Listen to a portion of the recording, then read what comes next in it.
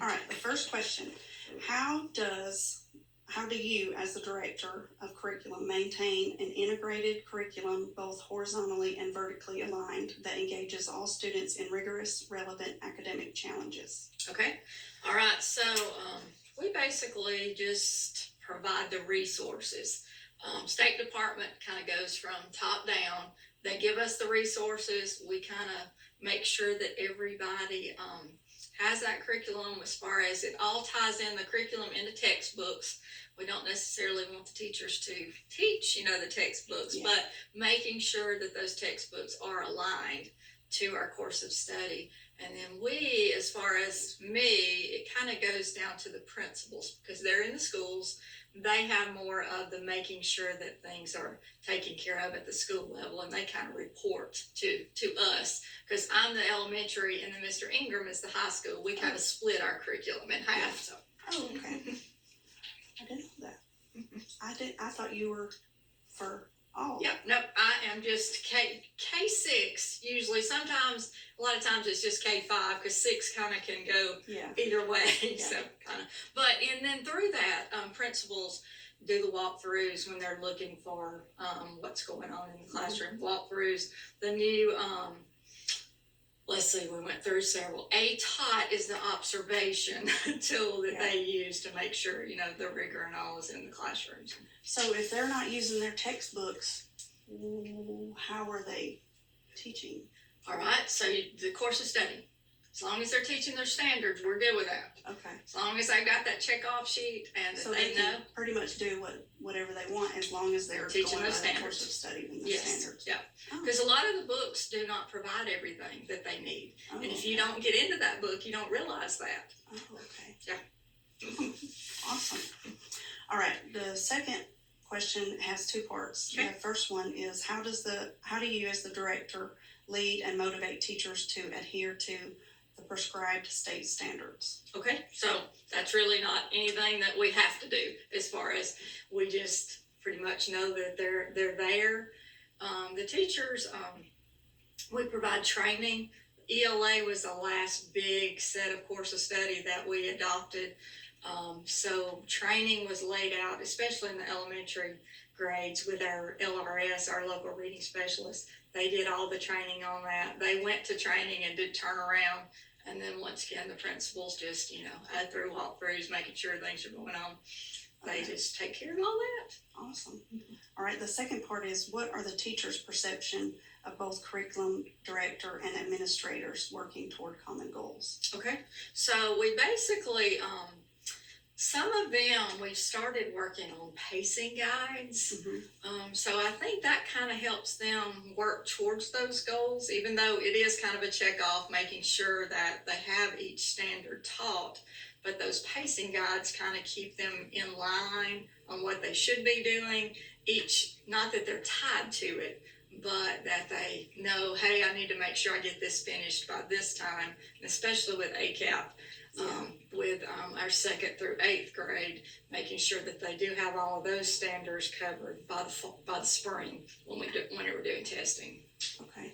Yeah, everybody has mentioned the pacing guides. Yes. So they're very important, I see. Yes, they are. Yes, awesome. And now we're kind of back at square one because we had pacing guides for our ELA, and then we got a new textbook, so now they need to be revamped. Yeah. We hadn't got there yet. We're letting them settle in with the textbook first. Because that's a big step, a new textbook. So there will be new pacing guides. Yes. You just have to create them. Yes, and we can use what we have, but then we'll just have to take the material that's in the textbook now and plug it into the pacing guide. So we won't have as much work to do. Yeah. Well, same skills. Sounds good. Yeah. Not as much work, sounds good. Okay, are the teachers involved in any curriculum decisions and feedback? They are. The curriculum, they can actually at the state level, they can be on teams, there are committees when we start rolling out course of studies. When we get ready to adopt a new textbook, the course of study rolls with it. So the course of study, they look over the course of study, make any kind of changes that they might need. And I'll look back. So this year, Career Tech is in, and we generally don't do a lot with Career Tech. Mr. Kiesler, like books and stuff, they kind of teach off of their standards completely. Yeah. Books change, you know, Yeah. on career tech things Yeah. so often. But science is the one right now that the teachers could have been involved in that. But right now they're taking, they're asking for members to work on the fine arts course of study and the social studies. So they have, they actually pay you mileage and things to go, but you have to go to Montgomery. So it's kind of tough for us. Plus, it's taking the teachers out of the classroom, Yeah. you know, to be on a committee. But we have had some that have been on committees over the years. Oh, okay. Awesome. How do you, as the director, assess instructional programs, activities, and materials? All right, so we basically, I guess we would assess it more with looking at the students' achievements through our STAR scores and then our ACAP also. The material itself, we do have some rubrics that, like when we're picking things that we look over, but that's about pretty much with our test scores, I think. Where do you get the rubrics from? Who makes them? They come from the State Department. That when we start adopting, that we have checkoffs, that we look through the textbooks and see if it has everything that we need. Oh, okay. They got it laid out for us pretty much. Well, that's good. All right. How do you, as the director, use diagnostic tools to assess, identify, and support instructional improvement?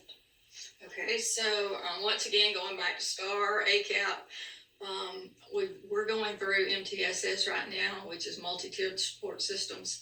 So we're looking at taking everything that we do and trying to condense it down into what we need instead of doing all this stuff that we don't need.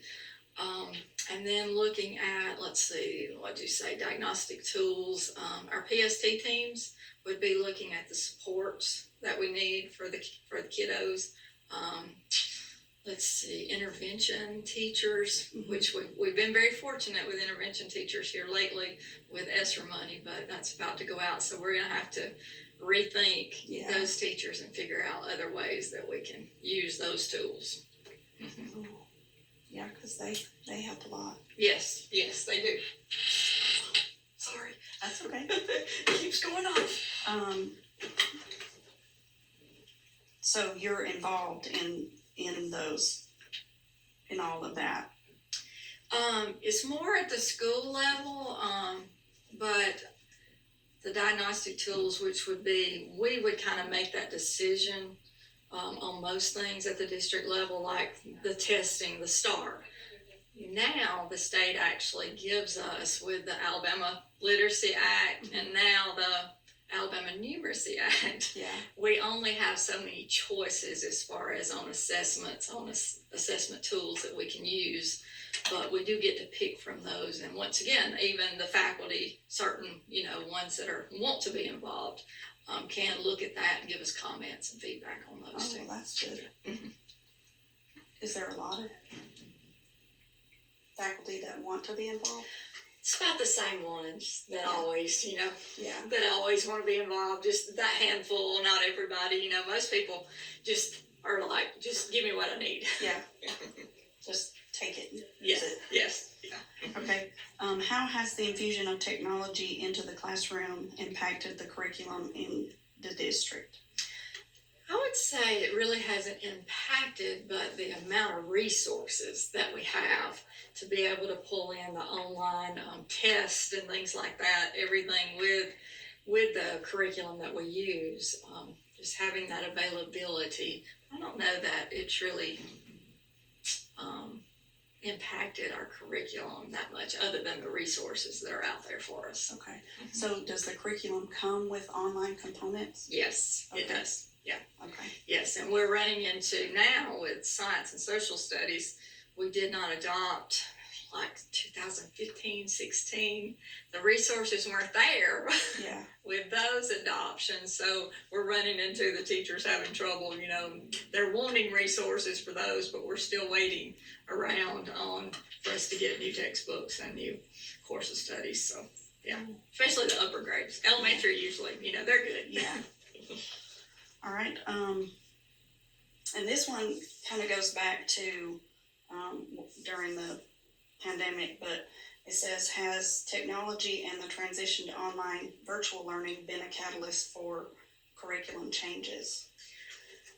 I don't think for us it really was. We stayed as much as we could in line through COVID. We pretty much worked the whole time. We were back in school. We didn't let the kids stay out. We did have those virtual kids, and just not a good, wasn't a good situation at all. So we tried to keep it as normal as we could during the pandemic, and then that next year also, where we were given the opportunity to have virtual, just wasn't a fit for us. Yeah.